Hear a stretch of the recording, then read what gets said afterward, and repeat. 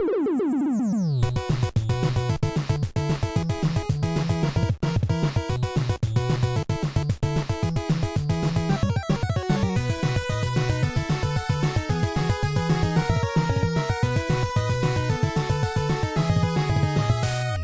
and welcome to this week's episode of the Amazing Nerdiverse. I'm Jeff Grant. I'm Stephen Tukert. This week on the podcast, we're going to be doing our spoilers review of Doctor Strange, but we're going to hold that off to the end of the episode in case you haven't seen it yet. You're not going to want to listen to that part of the episode. Right. So don't worry, we'll give plenty of warning when we do start talking about it. But until then, I wanted to start by jumping into our top 5 news stories. First up, I know you saw it because I was there when you saw it. The new Wonder Woman trailer debuted today, Thursday. Yeah. It came out today, and then I got to see it again on the big screen when we saw Doctor Strange. What'd you think of the new trailer? I thought it was good. I thought it let me know a little bit more about how she came into the DC universe. It's kind of, you know what I mean? Like, yeah. It looked like I didn't know if this would be the case or not, but it looked like from the beginning of it, it's starting present day, and then the movie's like a flashback. Yeah.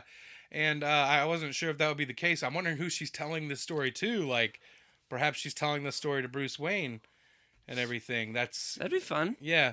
But right at the beginning, we got to see a couple new shots from the from the Steve Trevor crashing, at Paradise Island, her diving down to save him and everything. There's one really cool shot where she deflects a bullet with the bracelet. Yeah. But that leads me to wonder, so is she not bulletproof? No, I don't. I mean, she's always used the bracelets and everything to deflect them. I don't know what would happen if she got hit by one. I mean, she's pretty damn strong. Yeah, but she got smacked real good by, Doomsday. Yeah. She seemed all right. Yeah. So I'm wondering if her skin would be bulletproof. I mean, but in the trailer, she was using it to she used it to block, I don't know, maybe just keep it from hitting her in the eye. She's always holding it in front of her face. Maybe it would suck if she got shot in the face. Maybe she doesn't want to. I don't know. I mean, Wonder Woman is a character I've always loved and everything, but I'm assuming you'd probably have to watch the comics and I haven't read as much of the Wonder Woman comics. Yeah. I'm more familiar with her from the animated shows and movies and stuff like that. So I don't know what happened if she would actually got shot. But do you think she's gonna be able to fly? It looks or just like jump really? the Amazonian that was swinging by got shot. She definitely got shot. Yeah. So there's no reason to show us. Yeah. So I mean, I'm guessing that they get shot, they die. Yeah. So. I mean, that'd be a good reason for her to join and. Yeah. She sees what guns can do, what man's war does. She don't need no man. Pretty cool. She don't need no man. She don't need no man's war either.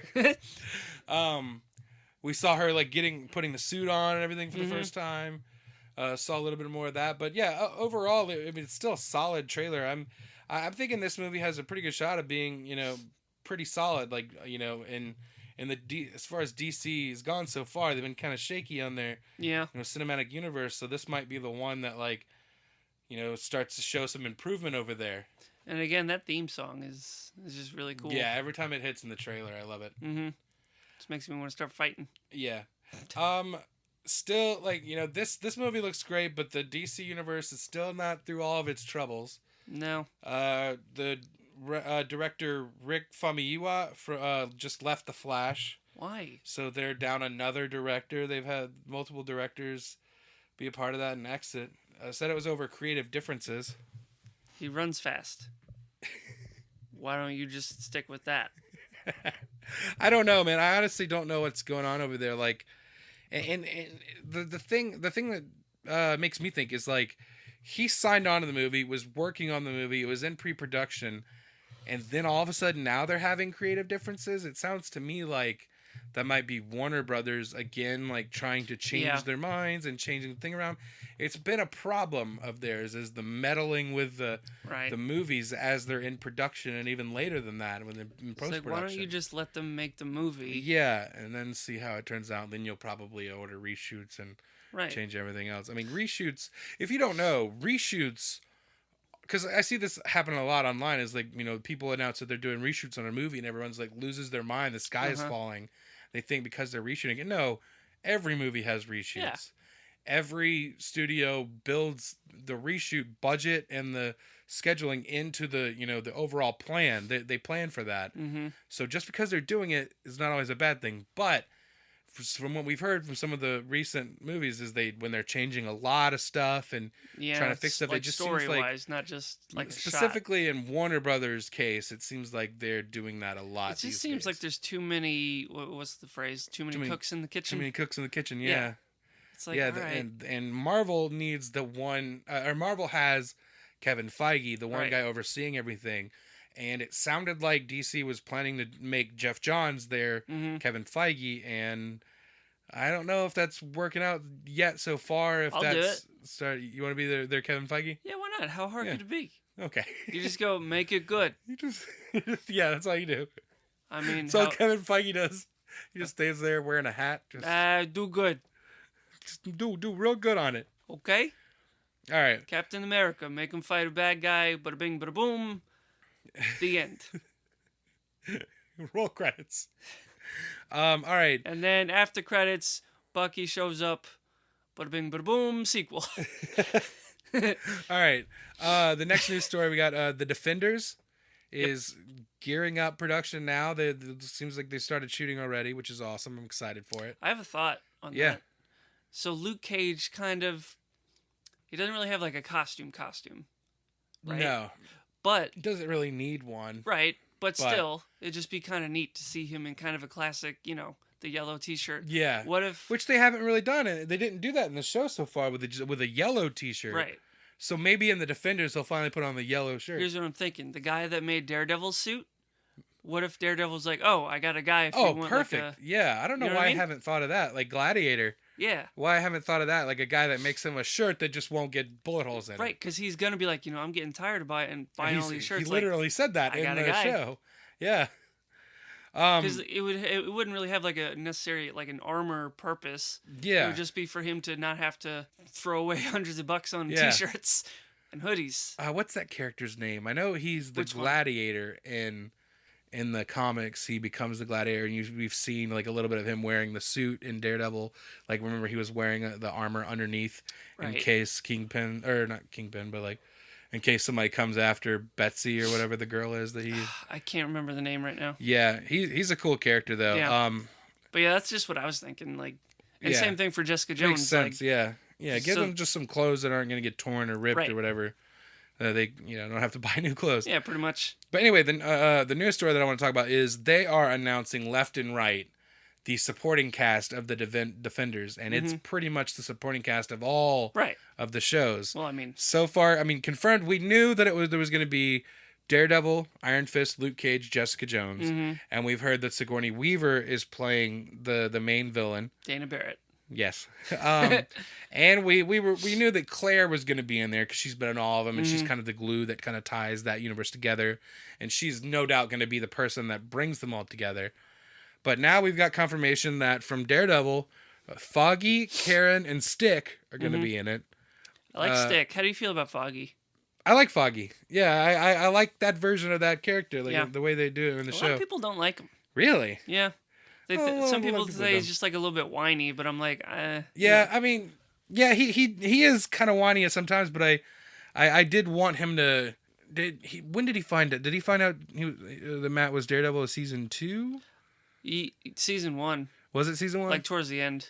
Okay, yeah, because he knew from the yeah. Okay, so yeah, it's one of those things that like they're friends and stuff. I always want them to find out, like that they're like in Smallville or whatever, like the friends. Yeah. Like I always want in any of these shows, I want the friends to find out their secret, so they'll just stop hiding it. I'm sick of those storylines of them trying to hide it from their You don't like friends and that? family. I Sometimes like it just the gets secret old. identity bit.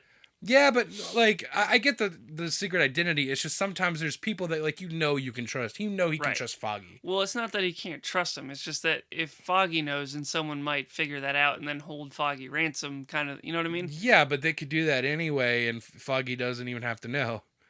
Like if anyone finds out that he's Matt Murdock, whether Foggy knows it or not. I usually think it's better for Foggy to know, because if he's in trouble, he'd be like, well, I know I can call Daredevil up right now. How many times, like in like shows like Smallville and everything, before people know they're like in trouble, and you're like, oh, you could just call Clark, but you don't know he's Superboy, Super Baby, Super Bro. Super Bro. I guess that makes sense. Yeah. Okay, so Foggy, Karen, Stick, Claire from Daredevil. I like Stick. Misty Knight Yeah. from Luke Cage is going to be in there. I haven't gotten to the very end of that yet. I've been saving it. Yeah. I got like 2 episodes left, I think. Yeah. Patsy Walker, who is Hellcat in the comics. She's Jessica Jones' like best friend Trish. Mm-hmm. Jerry Hogarth, which is what's her name from The Matrix? Carrie Ann Moss.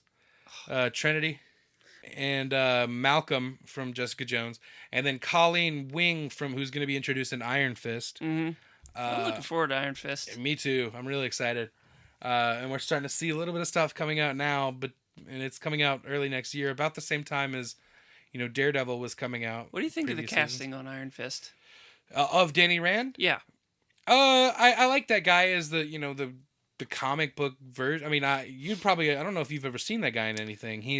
I know that him he's from Game of Thrones, but yeah. I've never watched it. Yeah. I mean, I think he's going to be a very different character than Right. he was in Game of Thrones, but just from what I've seen of him as an actor, I like him. He's a good quality actor, but, Do you think that they missed that opportunity to make it like an Asian character? Yeah. I mean, yeah, they could, but like, I understand why people are saying that, he's like a master of Right.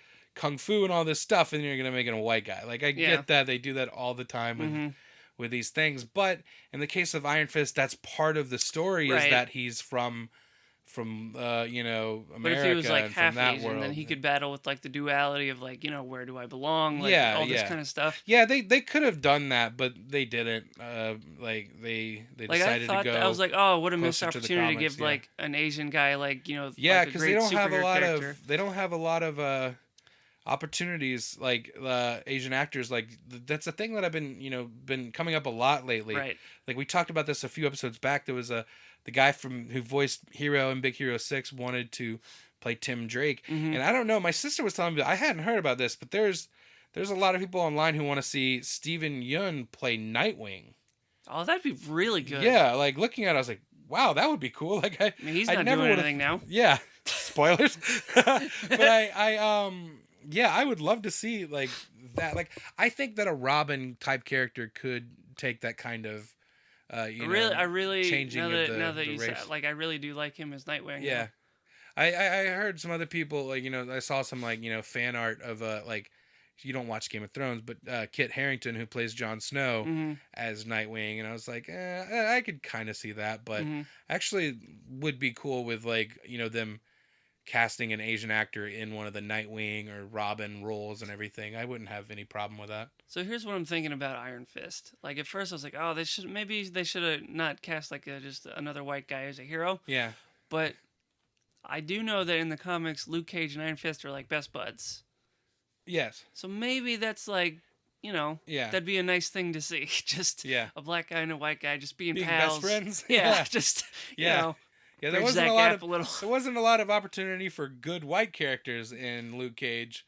Yeah. Because the few ones we got, I mean, the only white character I could think of off the top of my head is Was that Misty detective Knight's. guy? Yeah, Misty Knight's partner. Yeah.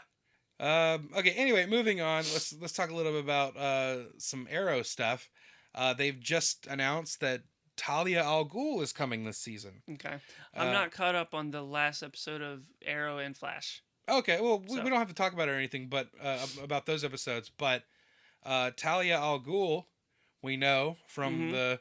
If you're a fan of the comics, the video games, the movies, any of that, you should know that character's name. Because didn't before Ra's they al weren't Ghul's it daughter. her sister? Yeah, before we saw Nissa Uh-huh. Al Ghul, and Talia is the more popular one, the more known one from the comics. So, she's gonna be. They cast an actress named Lexa. What's the Doig? Brady Bunch? The names. What is it? Marsha. Yeah. She's the more popular one. Talia.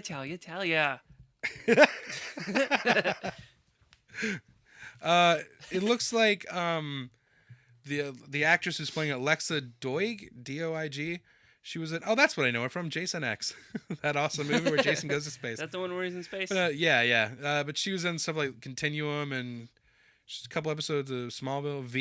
Stargate is what some people probably know her from. Andromeda. Yeah. So she's like a big. Sounds like she's a big sci-fi actress or whatever. So she's gonna be playing Talia. And so maybe we'll be seeing Nisa again. I'm sure if we see Talia, we'll see Nisa Probably. at least.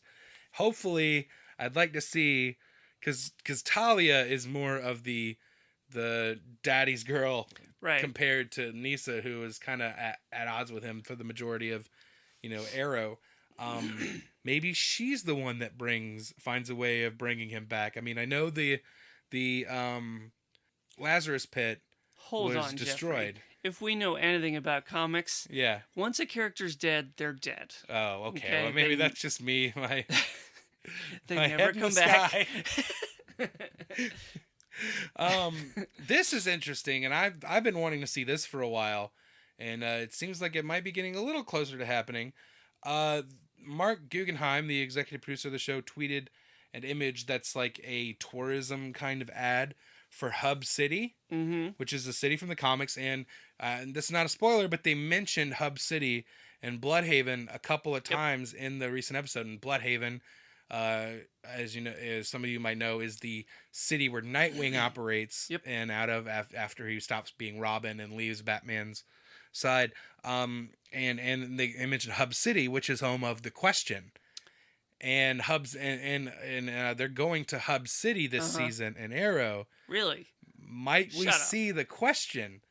Like, of all the shows, the Question would totally fit in Arrow. I would love to see the Question. Yeah, if you don't know who the Question is, Vic Sage is his name. He's like a journalist, and he gets to the bottom of stories by going out there as the Question. He's like kind of a he wears a mask that like is like, just it looks like he's got no face. Yeah. Featureless, like it is so cool looking. It's such a great image. Pretty scary. Yeah, like if you were like a bad guy, you were running around and then you just see that coming at you, like just a guy with no face. Like if you're a bad guy and you see like Batman drop down, you'd be like, oh, that guy's trying to work out some demons. Yeah. But if you see the Question, you're like, whoa, that is a demon. A guy with no face. Yeah, the Question is such a cool character. If you want to know maybe a little more about him, maybe watch some episodes of the Justice League animated series. Oh yeah, he's in that. He's in that. There's like some great episodes where like him and Huntress teaming up with Green Arrow and Black Canary. So who would even win in a that fight, they have a the Question or the Riddler? The Question. There's no Question. The Question, you'd imagine like the way comics are, Question would have question marks all over him, but no, that's the other guy. And yeah, so I would love, and later comics, Renee Montoya took over the role of the Question, who is a Batman character. She was a cop that you might know from like the animated Batman, the animated series. But the Question is a cool character, awesome look, and I would good name. Yeah, good name, everything. He would totally fit in that universe, right? So I'm hoping they do it. I've been wanting to see him in that show for years. I really wish Constantine would come back. Yeah. Like I like him as that character, and I like that character just kind of being around. Yeah. At least there's one thing to look forward to with Matt Ryan's Constantine, is that they're doing an animated movie, The Justice League Dark, and he's reprising the role of Constantine. So that's cool. But I want to see more of him in the Arrow universe. All right, the last news story. I don't know how much you'll care about this. Johnny Depp has joined the cast of Fantastic Beasts and Where to Find Them 2, the new Harry Potter spinoffs. You're not a big Harry Potter fan, are you? I don't hate it. I'm not into it. You're not like super into it like you are like comic book movies and all that stuff. I mean, who would win in a fight, Doctor Strange or Harry Potter? After seeing Doctor Strange, Harry Potter, I think he's the boy who lives. Doctor Strange would stomp him out. So Johnny Depp has joined the cast of Fantastic Beasts and Where to Find Them 2. Right. He has been all over the place lately as far as acting roles and stuff. And he's just playing really weird characters and stuff, which most of the time don't work. I actually like him in like Tusk, and I want to see Yoga Hosers to see what that character... What was his name? Guy Lapointe? Yeah. Yeah, I like that character, but it's over the top, again, like a lot of his characters. But... Is it weird anymore? Like, since that's kind of the only thing that he does? Yeah, like if he did a straight man character, it'd be like, whoa, what is he doing? Yeah. What's he got up his sleeve? But there were some rumors, the possibility that what if he might be playing Dumbledore, like a young Dumbledore. And Dumbledore's the big, hairy, he's Brian the Johnson looking guy, right? yeah, the bearded wizard Gandalf looking Mhm. dude, who's the headmaster of the school. Okay. But this, since these movies are prequels and they're set years and years ahead of time, Johnny Depp might be a younger version of that character. Could be. That's what are the these rumor. books or is this straight movie? Well, the book, the Harry Potter was of course Right. based on the 7 books by J.K. Rowling. She wrote the script for this movie, so it's still coming from her. Okay. But so she wrote the screenplay and So everything. there's no previous book. This is just No. Well, Gotcha. I mean, Fantastic Beasts and Where to Find Them is a textbook within the world of Harry Potter. Okay. It's like one of their class books and Gotcha. everything. And this is about the guy who wrote that book. Can you imagine and everything. you write a book about a little boy wizard, and then you're And a you millionaire, become a bajillionaire. Just- yeah. and not even like 50 years after you write it, like Yeah. She is like a really nailed cool, it, like I think. inspirational story of like, I think she was a single mother working. She was working on the book as she would like where's that movie? en route. Yeah, right? Like that's a movie I want to see. Yeah. The lady behind the wizarding Right. world. But yeah, I did hear that the director of David Yates is the director of Fantastic Beasts. He directed a handful of I think he's probably directed more of the Harry Potter movies than anybody, at least 2 or 3. hmm And he's doing this one, and he's going to be doing the sequel. He also did Tarzan that came out earlier this year. Uh-huh. But he's returning, and he did mention that keep your eye open when you go see the first Fantastic Beasts, because you might spot Johnny Depp in that. Okay. So he might have a small cameo in that movie, and then have a larger part in the second movie. All right. 3-way fight: Tarzan, Yeah, Gorilla Grodd, yeah. and Doctor Strange. I don't know, man. Tarzan, he fights gorillas. He ain't afraid of no gorillas. I don't care if they're super smart or not. He's Tarzan, king of the jungle. All right, let's moving on from the top 5 news stories. Let's talk a little bit about some of the TV of the week you haven't seen. Not yet caught up on Okay, pretty much any of them this week yeah, but because I gotta go to work. we can talk about The Walking Dead. You saw The Walking Dead, right? I sure did. Yeah. What did you think about this week's episode? Spoilers if you haven't seen it. If this We're is only not, 2 in, right? we're only 2 in, Okay. and this is not as spoiler heavy an episode. This is not like, oh, who died this week. Right. Thank God. It's not that kind of episode. It was a much lighter episode after what we Yeah. saw last week. That's just that last one. Woo. Yeah. Anyway, Carol up to her old tricks when she's meeting a Yeah. new group. I always which love that. I love. I always love when she's like, I have no idea, like that line, I have no idea what the hell is going on in the most Right. amazing way or whatever. What's this? A gun? Yeah, she's great at playing that. Right. But she, Morgan took her to meet, she's been out for a little while 'cause she was hurt. Uh-huh. He took her to meet the leader of the kingdom, hmm King Ezekiel. Like I kind of had a feeling that he was gonna be like a real dude. Like, Yeah. You know what I mean? Like towards the, I was wondering like, Yeah, is he gonna? like Is he when really you're this reading dude? when you're reading in the comics, like you don't like at least for me, I don't know about other people, but I didn't read that character with that kind of regal accent or yeah. whatever. But I just kind of expect he kind of talked with that stuff. I guess I should have. Yeah. He kind of spoke in those kind of terms and stuff. But yeah, you're right. I like as I was watching it, like in live action, I was like, this is kind of weird, but I still loved it. Like Yeah. it's an interesting character and stuff, and it was like, yeah, I mean, it's like a crazy end of the world thing. Yeah, some people are gonna lose their minds why and not? think they're Go for it. kings. Who And am I to with judge? pet tigers, pet tiger Shiva was awesome. Right. It's really cool. He's like, oh yeah, I forgot to mention he has a tiger. I liked his friend. What's his name? Jerry, I think it was. Yeah, I like yeah, him. He He's was just- great. He's just happy to be places. Yeah. What was what was it in the last scene when he's like, So all right. something about earshot. He's like, yeah, I'll be within earshot. Deuces. Yeah, I was like, I like that guy. Yeah. But this whole episode is focusing on Carol and Morgan in the kingdom and stuff. Right. And the best part of the episode for me was that final talk that, Yeah, where he lets Ezekiel down has. his guard. Yeah, he's like, you can't bullshit a bullshitter. Right. And then like he finally lets the accent drop Yeah. and all that, and he reveals his backstory. He's like, I like this guy. Uh-huh. Yeah. I really like this character.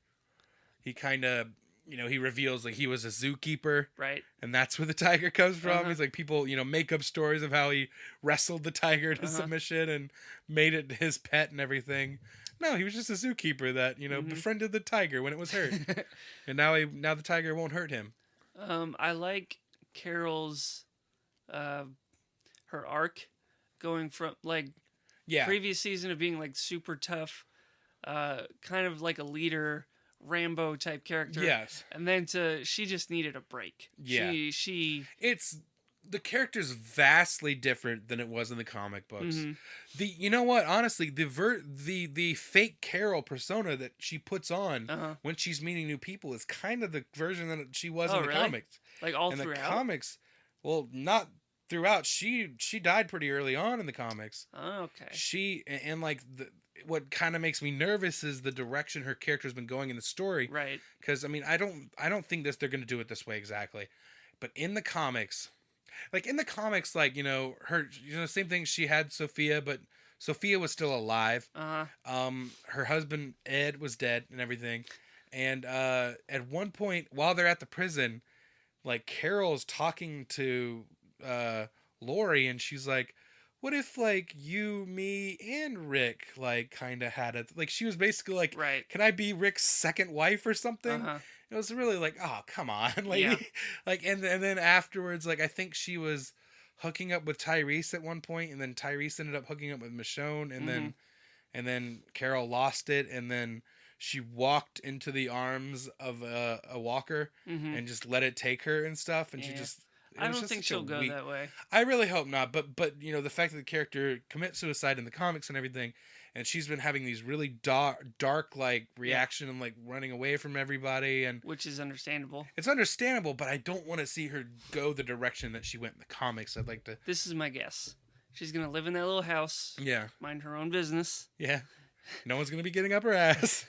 She's gonna be minding her own business, and then she'll feel like, oh, I need to go and help my friends, and then maybe at some point. She'll have to come back. Yeah, she's and like looking back at the history of the show, she's kind of dipped in and out of their lives for a while now. Yeah. Like they made her, like Rick made her leave, and then they found the penguin. Yeah, and then... and then like she eventually came back, and like after she saved everybody, and she shows up when they need her. Yeah, except for when Negan was involved. But it looks like next week's episode we'll get to see a little more Negan and stuff like that. So I want to see more of that guy because such a great villain. I really want him to die. Yeah. I want Rick to beat the shit out of him. Yeah. Like real bad. Yeah. Because like when he said, "I'm gonna kill you." Yeah. I was like, please. Let him. Just. He's like, I don't like the way you're looking at. Negan is just a stupid bully who's always getting his way. Yeah. He's just a big dumb jerk. I don't know if this is 100% true or not. Because I haven't read it. There was some books and stuff that was like Negan's backstory. Yeah. I think he might have been like a gym teacher or something. What an asshole. Does it kind of make sense though? It does. If I'm wrong, then sorry, but I'm pretty sure that's a gym teacher. A gym teacher. Not was that there's who he anything was. wrong with being a gym teacher. No. But why you got that much of an attitude? You've had those gym teachers in school who are just kind of assholes. Yeah. So now it makes sense. It makes a lot of sense. All right. One other TV show I wanted to talk about before we move on. This is a Marvel-heavy episode with talking about Doctor Strange. Real quick about Negan. Sure. When his time does come, who do you think should it be Rick or Maggie? I want to see him and Rick go toe to toe. Right. But honestly, if I'm being truthful, I think Maggie deserves to kill him. Yeah. Yeah. But I don't know. I don't know what they're gonna do in the show. Yeah. How it might differ from the comics or what. Oh, Maggie needs to beat his head in with a bat. Yeah. Oh my God, please. Shove Lucille up his ass. Just give it a twist. She says eeny, meeny, miny, mo, but like always pointing at him. It's like eeny, meeny, mouth or asshole. And she puts a Jolly Rancher in his mouth. Yes. All right, one other thing I want to talk about. Agents of S.H.I.E.L.D. has been really cool this season. Yeah. And this last week's episode was awesome. We got to see Was it wicked awesome? It was wicked awesome. We got to see Ghost Rider's origin, Robbie Reyes' origin. He was in, you know, a drive-by shooting, you know, with him in the car, him and his brother, and like we got to see that. You know, spoiler alert if you know that was already known or whatever. But spoiler alert if you don't want to know, this is probably my favorite episode so far this season. And this season has been great so far, I think. We see his backstory. Him, you know, his uncle got tied up in some stuff, and someone hired some street toughs to kill their uncle. Some tough and boys. But they took his car. Uh-huh. You know, the Dodge Charger that Ghost Rider drives. They took his car, and you know, so these people roll up on them and start shooting, and that's how his little brother gets paralyzed and everything. And he gets, you know, the car's rolling and flipping, and he gets thrown from the car. And as he explains it, you know, the brother explains like what he saw that night first. He's like, "You were laying there. I thought you were dead. Some good Samaritan comes up and, you know, helps you, and I saw that was when I saw you move for the first time. You were alive." And he's like, "That's not what happened, bro." He's like, "I got thrown from the car in the air. I was praying to God, to anybody, to help me, you know, to help me, you know, get revenge on the people that did this to us." He lands. He was dead. This guy on a motorcycle rides up. The Good Samaritan rides up on a motorcycle, comes over to him. It's Captain America. Yeah, idiot. It is Johnny Blaze. Like you don't see his face the whole way it's shot. But they just kind of let you know that it's. Well, you don't see his face until you see it from Robbie Reyes' point of view, which is he's saying, you know, he heard voices and stuff. Someone asking him if he really wants, you know, this and everything, and Johnny Blaze grabs him, whatever, and passed on the Ghost Rider to him. So there can't be two at a time. It's just I'm pretty sure. Well, no, because in the comics there was something that happened where they were both Ghost Rider at the same time and they were working together on something. Gotcha. But I believe originally that's how Johnny Blaze gets rid of it, and he passes it on to Robbie Reyes. What's the curse and then part he gets of it back. The curse is that he has to like hunt down souls of like, you know, the like bad people and everything, and kill them, and you know, bring their soul to hell essentially. Like he's, you know, the spirit of vengeance, literally. Like he's taking their souls and stuff, and that's the that need to do that is like you see it a little bit in the show of like, you know, there's a moment where he's trying to do something, he's trying to save his uncle in this prison or whatever. He saves his uncle and he's like, "Go on, I'll be right there," because he passes a guy in a cell that's like, "I need to kill that guy. That guy's a bad guy." And so yeah, he has to do it. Like it's like this controllable thing. And you're seeing S.H.I.E.L.D. you seeing like the good guys, you know, our heroes from season 1 of S.H.I.E.L.D. trying to work with him or whatever. But you're seeing the new management, the new head of S.H.I.E.L.D. and like how they're reacting to this guy that's head turns on fire and he kills people with chains and stuff. So okay, so yeah, it was really cool to see, you know, they are honoring that history of there was a previous Ghost Rider before him, and it was the one with the motorcycle, Johnny Blaze. So I loved that. I thought that was cool. Anyway, all right, now it's time to talk about Doctor Strange. Nice. We just saw it tonight. It was awesome. It was fantastic. A feast for the eyes. Yes, it was. And before we get into it, as I said, warning, we are going to talk about spoilers. If you want to hear our non-spoiler review, if you want to see it actually, we recorded our first ever video. It was our first movie attempt, review. So please be kind. Yeah. And rewind. Yeah. Rewind, watch it over and over again. But yeah, we recorded it. So if you want to hear our thoughts on the movie without spoilers, if you haven't seen it yet, head over to YouTube and check that out. But this is going to be our spoiler review. Yeah. So warning now, earmuffs, all that good stuff, spoilers. Let's talk about Doctor Strange. You know, this is the origin of that character. A lot of people might not know who the character is. I only knew the basic stuff going in. Yeah. Surgeon, car accident, can't use his hands. Yes. And then which is tragic. Like, he built his entire life. Hands are such an important thing in this movie to this character. I felt like they spent a good amount of time showing us his ego about it. You know what I mean? Yeah, he certainly has an ego. Right. Up there with like Tony Stark level egos and stuff. The interesting thing is they were into it really quick. They didn't waste too much time. They set up everything.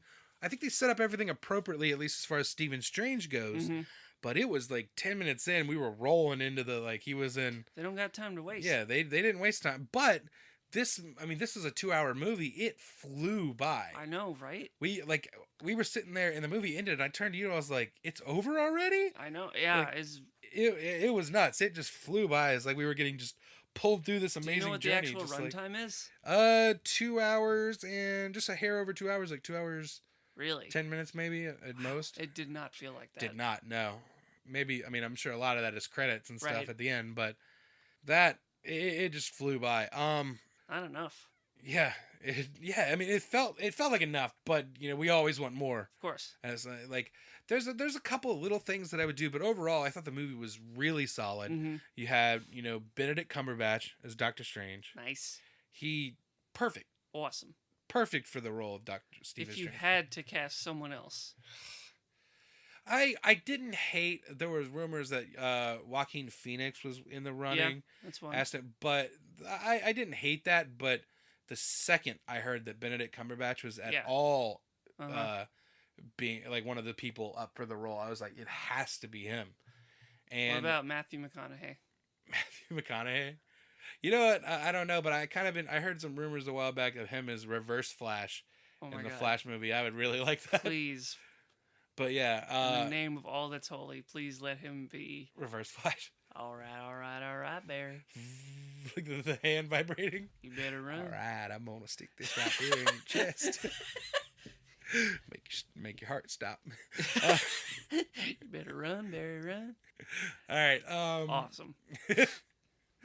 But yeah, Benedict Cumberbatch, I'm glad no one else got the role because he was my choice going in, and it's rare that my choice is the one that lands the role. Right. So I'm really excited that he did. I've been a huge fan of his since Sherlock. He was really good to watch. Yeah. Like even though like in the beginning, like he's obviously he's very arrogant, kind of an asshole. But like I was still like, I want this dude to figure it out. He's like a likable asshole. He's likable for the audience to watch him be an asshole to everybody. His peers that are not. He doesn't see as his peers. He sees them beneath him, and everything. What else? The cast as a whole was pretty solid. I mean, they had some pretty heavy hitters in there. Not only Cumberbatch, they had Chiwetel Ejiofor as Mordo. Yes. Who, if you don't know anything from the comics, he's a big character in Doctor Strange's life. Mm-hmm. He's like starts off as an ally. I really for a second I forgot that he's a bad guy later. Yeah, he didn't like that. He played it so well. Like he didn't play it with a wink. Do you know what I mean? Yeah, and that might be one of my negatives in the movie is that his kind of turn as we get to the end. Mm-hmm. It didn't quite seem earned because I thought he did such a good job of playing the good guy version of that character. I mean, I thought it was good for the opposite reason, just because I was like, oh, they're gonna do that now. Mm-hmm. You know what I mean? Yeah. That's the second end credit scene as you see him kind of fully go to the dark side. That other guy was minding his own business. Yeah, just he's like, yoink, you can't walk anymore. It's like, why? Why can't you just he's not bothering anybody? And that was surprising because that character, Benjamin Bratt played that character. The can't remember his name, but he was the a guy who was in a similar accident. He lost the ability to walk and all that stuff.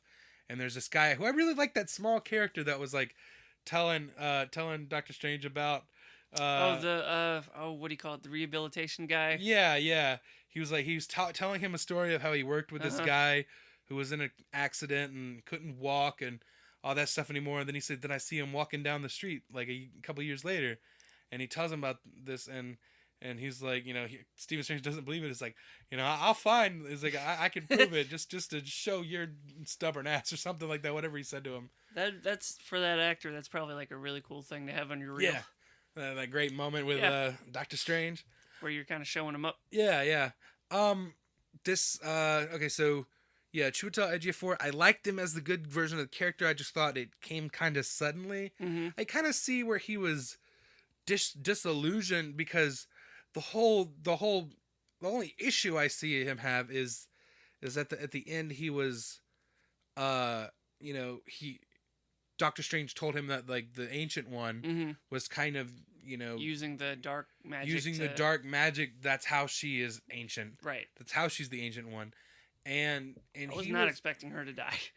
Yes, yeah, and especially in that manner. Let's talk about her. Like she was a great character. Mm-hmm. There was a lot of people took issue with her casting because it's traditionally an older Asian character, older man with long beard and hair and everything, a typical kung fu master type thing you would vision. But they did something different with the character, and yeah. Typically, that's what the character was in the comics, and that's what that character has been in every kung fu movie and stuff like that. They did something different with it, and I can kind of see what some people are saying. They cast a white person in the role. It's still like at least it's a woman too. It's not just another white man getting another role in a movie. That's how they make it quote different. Yeah, different. I mean, it's a woman, but yeah, it was different, and she's such a great actor that plays these kind of otherworldly characters. Like she was in the movie version of Constantine. She was an angel and stuff in that, and like she really fits those kind of roles like that really well. There's something just different about her. That's what makes her such a great actress. So it was great seeing her, but yeah, I did not expect that. I liked that when she fell and it was like in a real. Yeah, she came it wasn't like she was stabbed world. with like magic. Like she just fell through the thing and it was very like, oh, you see the thud of the body. Yeah, it was like it wasn't a magic death. It was a real death. Like it was like a real world. Mm-hmm. She was dropped through one of the holes, like the portal holes, through and it was pretty gnarly. Like looked like it sucked. Yeah. Moving on. Let's talk about dude, that chase through the city. Yeah. Yeah, really cool stuff. Like goodness. Like I liked the explanation. It kind of helped it make sense in my mind. The mirror world, the mirror world, the other kind of dimension where they step through into that world, and nothing they do there will affect the real world. So the real world's safe while all this twisting and that makes inception-y stuff is going on. But they said that Calisius and his people are stronger there, so they can kill them easier in that realm. And but just the chase scenes in this movie, the opening, like you were talking about the opening of the fight with the Ancient One and Calisius and his people. In the opening scene, here's one of the first thoughts that popped in my head. Yeah. Essentially, they're kind of just using their imagination to fight. You know what I mean? Like conjuring up things as they think of them. Yeah. There should be no reason that Green Lantern was that bad. Yes. Do you know what I mean? Yeah. Like, I'm watching them doing all this stuff with their hands, making the special effects without, like, and it looks shields. Cool. Like, they couldn't have made this movie, even just with the simple magic of, like, them doing the shapes with their hands, and, like, you see it coming on the screen, like you would in a comic. Right. Like you see with, like even in, like, Arrow and Legends of Tomorrow with the Vixen character. Like, how do you make those things in real life? You see them on the page, it's just drawings, it's just pencil strokes. But in live action, it can go either way, and they nailed that stuff. Like the shields and the weapons. Like, that should be how Green Lantern looks. Yeah, but it didn't. But they did not. He made a race car. So we've established that Doctor Strange is better than Green Lantern. Yes. Another film Green Lantern was bested by. So the one character that I wish got a little more was the love interest character, Rachel McAdams' character, Christine Palmer, who, if you don't know, she is the night nurse in the comics. She's one of multiple night nurses. I never really figured not Green Lantern, Doctor Strange as like having like a love interest at all, really. She's the one of any of them, I think, as far as what I've seen. And like, we talked about this a little bit in our review, but there's a comic, Doctor Strange, The Oath. It's a great little, I think it's a 5-issue series. Just pick up the trade paperback. It's the one I've been hearing a lot about lately. And people saying, check this one out. If you want to read something, check this out before the movie, because it's a really good one. It's like kind of a standalone. You don't have to know anything else. It's got a lot of, like, you see glimpses of people like Dormammu and Baron Mordo and stuff like that. And it's got Christine Palmer in that as the night nurse. The gift that she gave him of the watch. Yeah. And like the very end, it's like a very quiet little moment where he's putting it on. Yeah. All these things that he's done, and he's got this little watch that's broken. Yeah, he's got this whole costume and everything. But the little watch is like more important. You know what I mean? It's like the one thing he couldn't let go of. Like I like that. And it's cool because it's the symbolism there. Like time is a big factor in this movie. You didn't put that together? That is so good. Yeah. Like time is a big thing because the villain in the film, Calisius, I think, Marmaduke. Mads Mikkelsen. Every week now, I seem to praise this guy's acting. I love this guy. I really liked his performance and the character. Not his fault, but I would have liked to have seen a little bit more, bit more of his backstory. They hint at it a lot, and they talk about how when he came, because he, just like Doctor Strange, he had lost everything, came to them for the answers, and then eventually turned on them, stole the pages from the book. It's a little bit like Kung Fu Panda. Okay. Isn't it? I don't know. I've only seen If you've only seen the first one, you know what I'm talking about. I saw it when it was in theaters. I saw it once. I don't remember it that well. The big tiger guy was like the first like. Was he the villain? Yeah. Don't remember it. He was like a student, right? And he, got all powerful and like upset that he wasn't like the chosen one type thing. So he became the bad guy. It's kind of like this. Well, I didn't know Marvel was stealing from Kung Fu Panda. You didn't? I mean, Captain America is basically Finding Nemo. But yeah, it wasn't his fault. I would have liked to have seen a little more of that backstory, like seen him coming to them after, or see what happened to him. Mm-hmm. Like they hint at it, but they never really explain, what happened. I guess it doesn't really matter. He lost people that were important to him. Because it's obvious, and like the whole time he's basically looking for a way around death, like immortality and stuff like that, and that's one of those goal, like these villains always want to destroy the earth or this and that and another. Destroy everything. This made more sense to me because this is a villain who wants what a lot of people he doesn't want to die, right? Just like no one wants to die, and like I like the idea of a villain who wants something good but is going about it the wrong way. Yeah. Like you can't quite take fault at like what he wants. Yeah, he just wants to not deal with death and stuff like that, because of the loss that he's suffered in his life. But he's going about it the wrong way by killing people, which makes all the sense in the world. He was great in it. We talked a little bit about like in our review, but you asked me if there was anything that like made me tear up or anything throughout the movie.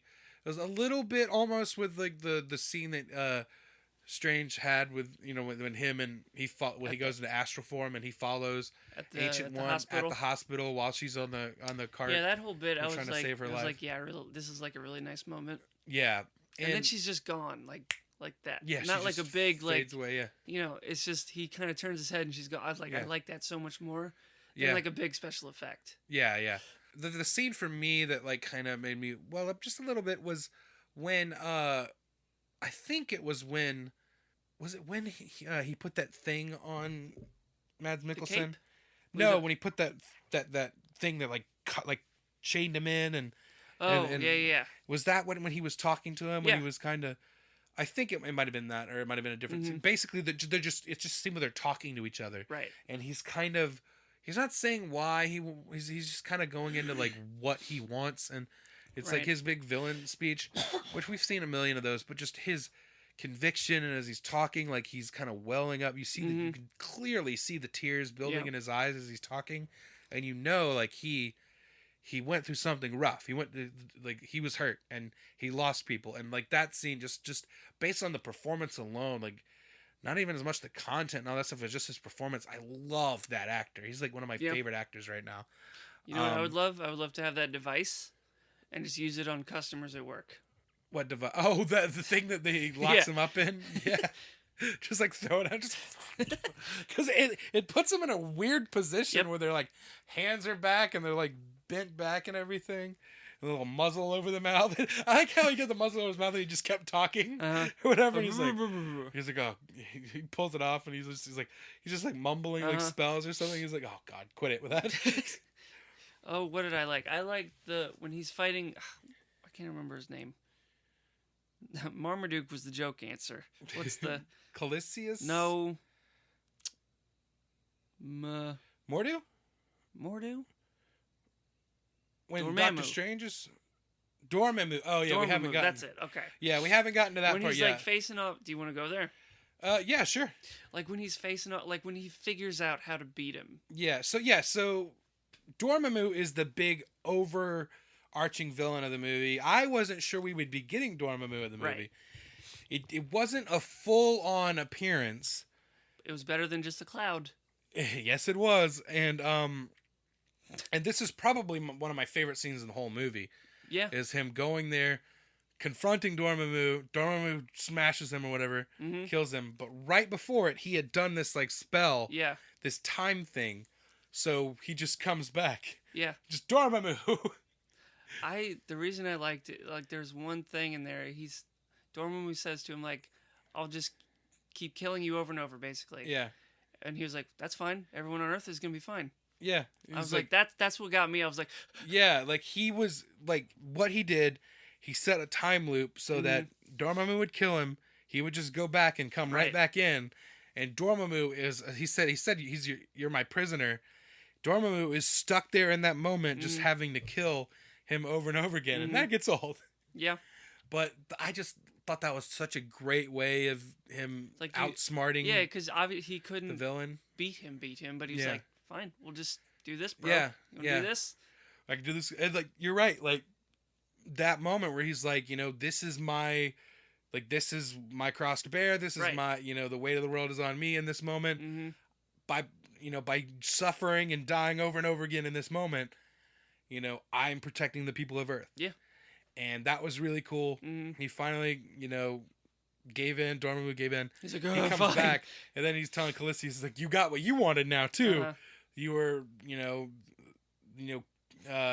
never-ending life is part of, Dormammu's dark realm and stuff like that.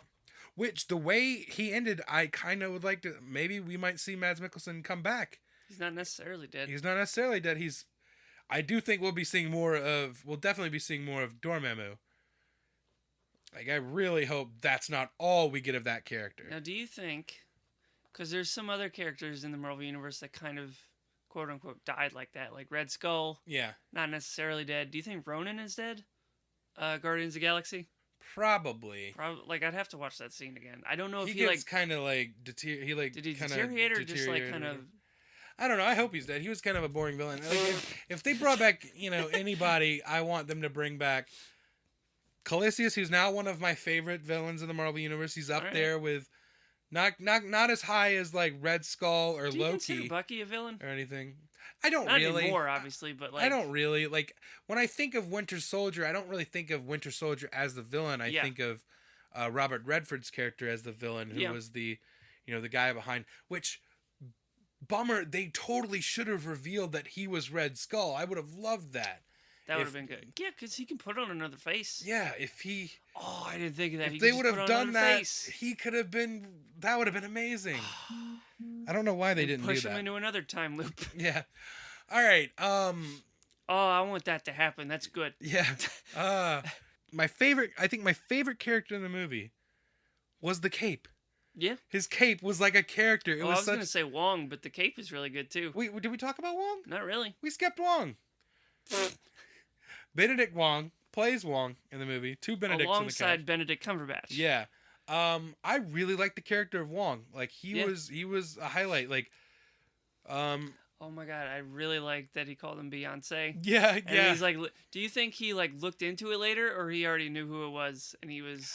I don't know. I kind of read it as like, at first I kind of read it as he looked into it and was figuring out who it was, and then later I was like, well, what if he was just listening to it because he already knew who it was? Right.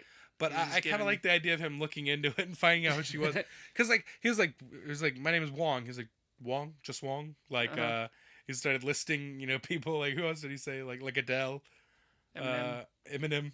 He just kept listing people, and then later he called him Beyonce, and everyone knew why he was calling him that. Yeah, that was great. And then I really like those. We've talked about it before on the podcast how. We've heard that this movie was surprisingly funny. There was a lot of great gags and jokes and stuff. Yeah. There was even some physical humor with some Mm-hmm. stuff, like with the cape that I was talking I about. really like when he popped his collar, and then Yeah. he started kind of like lightly smacking him in the face. Yeah, it was. Like, stop it. It looked like it was trying to wipe the blood off of his Yeah. face a little bit. And he was like, "Stop it." I like that his cape was kind of like his buddy. Yeah, like when it reminds me of like the magic carpet from Yeah. Aladdin. Mm-hmm. Which is another one of the things when they finally do make the live action Aladdin, you can see that they can Right. make that type of character totally work with based on what they did with the cape. Was They it the had cloak better- of levitation? Is that what it's called? Yes. Um, The OCD in me wanted to straighten his cape a little bit. yeah. I mean, it was cool how it was kind of draped on one of his shoulders like a little bit more. Oh, you want it to be perfectly even? Yeah. Yeah. Like I get it, it's cool, but I'm like, can you just straighten out that cape just a little? The other thing I want to talk about is we've talked about, we talked about the visuals. We've talked about those, right? The visuals were spectacular. The crazy, not only was it the crazy twisting cities of like the Inception-y kind of stuff, there was also that trippy, otherworldly, like bright, colorful, like Steve Ditko influence stuff that like is why you make this character into a movie. What was it when he first goes to the little temple place? Yeah. He either insults the ancient one or like, what does he do? And like she just like smacked him so hard. He just punches him and he just flies out of his body. That made me laugh so hard. Yeah. Just because like I'm gonna punch you so hard that you're gonna astral project. She's like, have you seen that in a gift shop or whatever she said? Yeah. I like that. Yeah, and then Is this Everest? yeah, she left him there. I knew it was gonna happen as soon Right. as they got there. I was like, she's gonna leave him there. He's gonna have to Right. find out how to come home. That I like I was telling you earlier. I didn't know much about the sling ring. I don't. Yeah. I've never heard of it. Gonna need that sling ring. Yeah, those were cool. Like that's how they open the portals Yeah. to go through and stuff. And they explain like the people are magic. They're magic wielders Yeah. and stuff. But there's some items that are imbued with the magic because it's too powerful or whatever. So like he, you see him wearing the Eye of Agamotto. You see him with the cape, the sling ring stuff. Those things like that are extra tools that they have at their disposal. He's a very powerful character now. Yes, he is. Just like in terms of all the other superheroes. And you know what? I was kind of afraid that like, we only have 2 hours to make him the Sorcerer Supreme, essentially. Right. And he went through a lot in the movie. And like, he goes from a guy that like knew nothing about this world at all, who was a bright guy with a surgeon. So, yeah. I mean, but also he says he's got a photographic memory. Right. So that's how when he reads these books, he just knows that stuff now. Yeah. So that I was like, okay, that makes sense to me. Like that's how. And then you also see one of my favorite little just tiny throwaway bits is like, when he comes into the library and he's got a stack of books. He's like, you read all these already? Uh-huh. And then like later you see him while he's asleep, his astral form is reading and doing more studying. So that's how. Like, if this movie seems like it took place within a kind of crunch down period of time, it's because he's so smart. He's got the photographic memory. He can read and continue studying even in his sleep. Double up on his time. Yeah. And even stuff like, I liked, he hadn't fought a lot in the movie up to the point. And they did a good job with him kind of just barely being able to keep himself alive and everything. And in the end with the Dormammu, I kind of wanted like it's kind of like a Groundhog Day situation. Yeah. How long did that go on? Because it could have gone on for like ever 2 minutes maybe, but it could have gone on for years. Yeah, it could have gone on so long, and that he just got better at doing the magic stuff. Yeah. And you saw him trying things while he was fighting him and stuff. I would have liked it. They kind of established that went on for a really, really long time.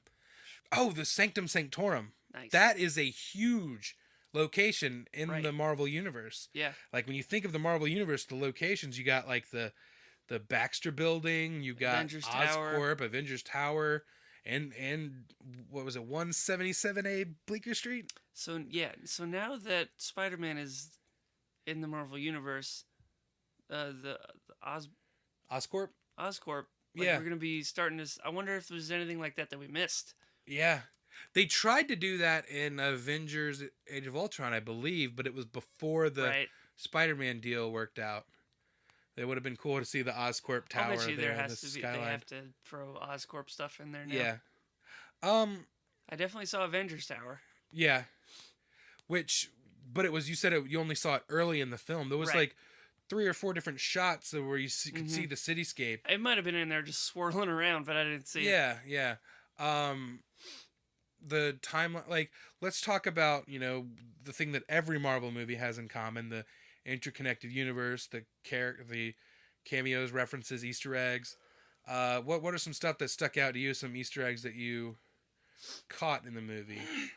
I know I caught when it happened. I leaned over. He was like, "Rhodey," at the beginning of the movie when he's talking about he's still a surgeon. I didn't catch that one. He's got a guy on the phone and telling him, I've got this, U.S. Air Force colonel, fractured spine or whatever, and he's listing it, and you're like, oh, that's Rhodey. He says something about a guy in a power suit, and so he mentioned this guy. He's like, oh, that's Rhodey. So this is that part of the story took place like right after Civil War, I'm guessing. Well, yeah. So what I'm wondering is what's the time frame of this movie where it stands next to the rest of the universe? Are we going to see a bit of a time jump in the cinematic universe by the time we get to our next film? It could have started before with like Avengers. See, Avengers Tower was in the beginning of the movie. Yeah. So it could have started like along with Age of Ultron. Yeah. And then the next one after that was Ant-Man. Yeah, but Civil War is where Rhodey gets hurt. Right. So, and that's the last movie we saw, and that was before Doctor Strange was in his accident. So maybe a good couple years. He's like between Age of Ultron and Civil War. It's a year, I believe. 1 year? Yeah. So Ant-Man is like right in the middle of that. Yeah. But all that doesn't really matter because from what we know is Doctor Strange had the use of his hands. Right. After Rhodey got hurt because he could have chosen to work on him. Okay, that makes sense. So we know that is like our last flagpole. And then, again, I mean, this whole thing has been spoiler alerts, but again, if you don't want to know, the first the mid-credit scene we get is Doctor Strange counseling with, as soon as he was talking to somebody else. I was like, oh, I know who it is. Mm-hmm. Like but before going in the movie, I didn't know that there would be a cameo like this. I had forgotten about it. You had heard about this? I had heard that there was like a picture of him like holding like a little business card thing of like looking for Doctor Strange. Yeah. They were on the set of Thor Ragnarok. There was something with him in New York City, and he had a card that had the address of the Sanctum Sanctorum. And we see him meeting for the meeting, just talking to Thor, and he had tea, and he's like, I'm not really a fan of tea, and then it like cuts, and then he's got a giant jug of beer and stuff, and then he drinks it, and then he fills it back up. It was a fun little scene. Thor is enlisting Doctor Strange's help to help him find Odin. Mm-hmm. So looks like we might be seeing a little more Doctor Strange in Thor Ragnarok. I really hope so. Yeah. So essentially the movie takes place from the time span of Civil War to Thor Ragnarok. Yeah. So, or at least to the point of Thor Ragnarok when they go, okay, so that we got some time before Thor Ragnarok. All these characters are going to be in one movie at some point. Yeah. It's awesome. Was there any other big things that jumped out at you? I know that there was a reference to a character from, actually the mother. Yeah, there was a reference to a character's mother from The Runaways, which is going to become a Hulu show. There's a character named Tina Minoru, which is the mother of one of the main characters in The Runaways, and she's also a magic user, as was her mother and everything. Mm-hmm. So I'd like to when I go back and see the movie, I keep a better eye out for that character. I know, because that's cool, like that tie-in. I'm sure there's a lot of Easter eggs and stuff, but I didn't catch them. Yeah, there was, with the magic, I don't know as much about that realm, that part of the corner of the magic of the Marvel Universe. But now it's the Marvel Multiverse, because they're establishing the multiverse and everything, so hopefully we'll get to see more of that part of it, which is something they're doing on the DC side, on the TV shows with The Flash. Yeah. But I'd like to see, how are the different, because I know that there's alternate dimensions in the Marvel Universe that are really cool as well. Like Marvel Zombies. What if we see a Marvel Zombies movie? I don't think that there's a reason that we shouldn't be able to. Yeah. throw Ash in there. Yeah, why not? Marvel Zombies vs. Army of Darkness. It's through this multiverse that they could connect Star Wars and Marvel. Yeah. Stan Lee's cameo. Not my favorite. What was the book he was reading? I don't know. It looked like I couldn't tell, but in my head I was like, was that one of the things that, like, remember the Ancient One was flipping through the pages of the book and he's like, looks like stuff you'd see at a gift shop. I thought it was like one of those kind of things. I could be completely wrong. I don't know what it was, but he was just looking at the book. He was like, hilarious. Yeah. Like, I think that's kind of what the idea was. It was some kind of book about that, like, mystical type stuff, and he was just laughing at it. But yeah, it wasn't my favorite cameo of his. Well, I mean, he's getting older. Yeah, but I think my favorite cameo of his came out this year. Which one? Deadpool. Yeah. My favorite Stan Lee cameos are the Deadpool one and the one in Amazing Spider-Man, the first one where he's the librarian and the lizard and Spider-Man are fighting behind him. I just love that scene. Not the best movie in the Marvel Pantheon, but I wonder it was what a great his cameo is going to be in Spider-Man Homecoming. Yeah. That should be a good one. Yeah. Was there anything else we want to talk about the movie? I mean, our negatives, we talked about my negatives a little bit. I would have liked to see more of the love interest character, Dr. Palmer. Yeah. Like to see a little bit more backstory with Calisius. Damn it, I just saw the damn movie. I can't remember how they pronounce his name. King Shark. Yeah. And the Mordu twist was a little quick, but overall, I would give this movie a 9 out of 10. That's my rating. I agree. That's what you gave it? Yeah. 9 out of 10? I mean, yeah. I mean, it's not a perfect movie, but it's pretty damn close. It's up there, man. As far as last week we ranked the Marvel Universe. Where do you think this falls on your list? Definitely top 5. I think it might narrow, just edged out the first Iron Man. This is number 14, right? This is the 14th movie. Okay. So this I think might be my number 5. Just narrowly edging out Iron Man, which started it all. But this was my favorite origin story of all. Like, I mean, we've seen all the characters' origins in their first solo outings and stuff, like Ant-Man and all that stuff. I think might be my favorite origin story. Yeah, well, it was your favorite movie overall. I just think that's a cool idea of having him frozen for that long and then waking up. Yeah. I don't know why. I just think that's cool. Yeah. Well, that was your number 1, and I think my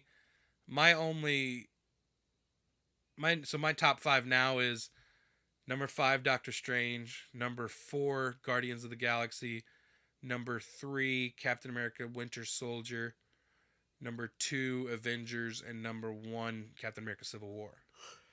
So yeah, I mean, there's not, other than Guardians, there's not many origin stories in there. Or I guess you can consider Avengers in my top 5.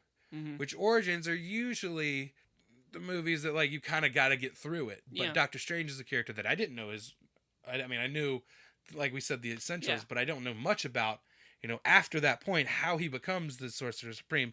So it was really exciting to see that on screen. Yeah. Is there anything else you want to touch on Doctor Strange? No, that about does it for me. Yeah, I think we got it covered. Yeah.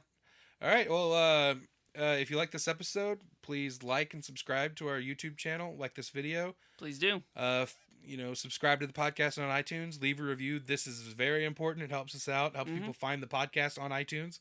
Even if you don't use iTunes, just 5 minutes. So just help us out. Just all it takes a couple clicks. Not even 5 minutes. Couple clicks. Yeah. That's all it takes. Follow us on Twitter. I'm at Jeff_Grants.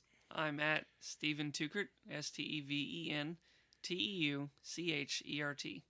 And follow. Go to our website, theamazingnerdiverse.com. We post all the blogs for all the episodes and everything. We got more stuff. We've already done one movie review. We're going to be doing more of that type of stuff, more videos and everything. So yeah, you can find out everything that we're doing on theamazingnerdiverse.com. And until next time, I'm Jeff Grants. I'm Steven Tukert. We'll see you next week right here in the Amazing Nerdiverse.